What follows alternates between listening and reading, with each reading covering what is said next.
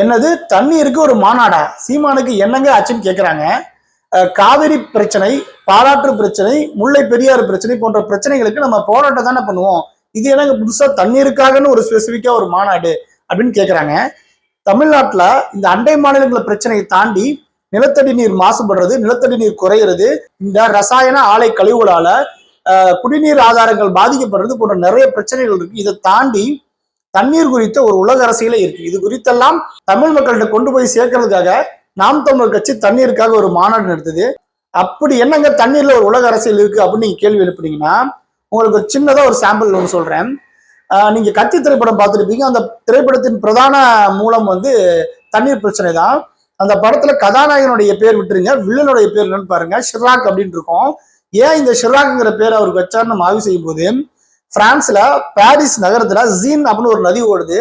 அந்த நதியை 2 தனியார் நிறுவனங்கள், சுயஸ் மற்றும் வெயோலிங்கிற 2 தனியார் நிறுவனங்கள் குத்தகைக்கு கேட்கிறாங்க.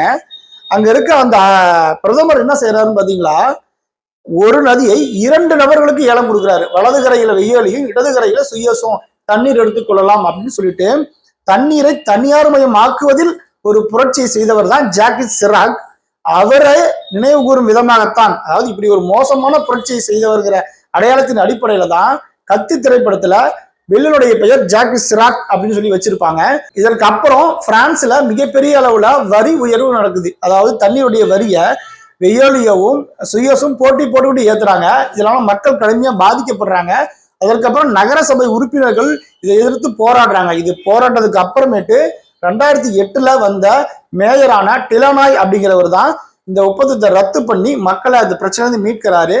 இதை பிரான்ஸ் முழுவதும் தண்ணீரின் விடுதலை அப்படின்னு கொண்டாடுறாங்க. இது போன்ற தண்ணீருக்கான உலக அரசியல் பல இருக்குதுங்கிறது தான் நாம் தமிழர் கட்சி தன் மாநாடு மூலமாக தன் தமிழ் சொந்தங்களுக்கு சொல்ல விரும்புது. மானத்தமிழரெல்லாம் மறக்காமல் கூடுவோம். நாள் 15/11/2025, இடம் கல்லணை அருகில்.